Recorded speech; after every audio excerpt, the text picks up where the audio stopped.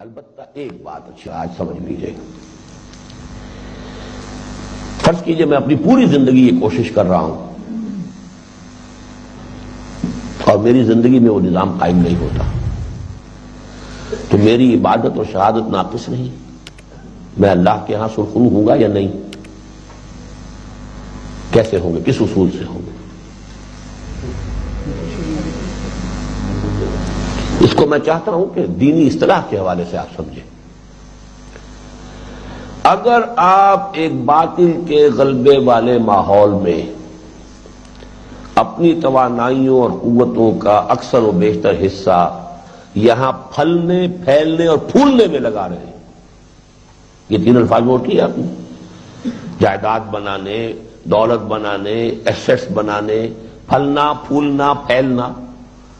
اگر اس میں صرف کر رہے ہیں تو کوئی صورت نہیں ہے آپ کے لیے، آپ کی عبادت، آپ کی یہ ساری تقوی، یہ سب کے سب منہ پر دے کے ماری جائے گی۔ There is no weight in the balance of Allah subhanahu wa ta'ala on the day of judgment۔ لیکن اگر آپ نے اپنی توانائیوں اور قوتوں اور اوقات کا صرف اتنا حصہ کہ جو زندگی کے سبسسٹنس کے لیے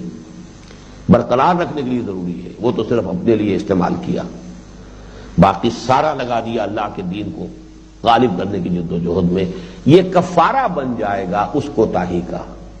کہ باطل ماحول میں رہ کر، چونکہ ہماری عبادت بھی ناقص، ہماری شہادت بھی ناقص،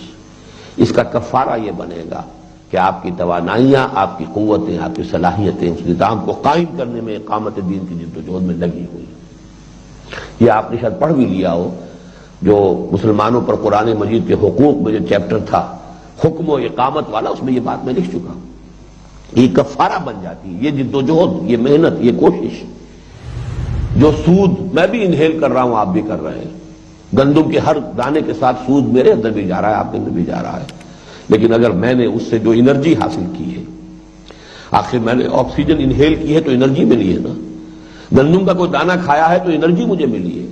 اس انرجی کا میں اکثر و بیشتر لگا دیتا ہوں اس نظام کو بدلنے میں، تو کفارہ ہو جائے گا میرے اس گناہ کا جو انہیل کر کے اس سود کو میں نے سر انجام دیا ہے، مجھ سے ارتکاب ہوا ہے۔ اور اگر میں اس پر مطمئن ہو کر بیٹھا ہوا ہوں اور اپنی دنیا بنانے کی فکر میں ہوں، جائیداد بنانے اور کاروبار پھیلانے اور اسی میں ہے، تو پھر معلوم ہوا کہ وہی بات ہو جائے گی کہ باطل کے اقتدار میں تقویٰ کی آرزو، کتنا حسین فریب ہے جو کھا رہا۔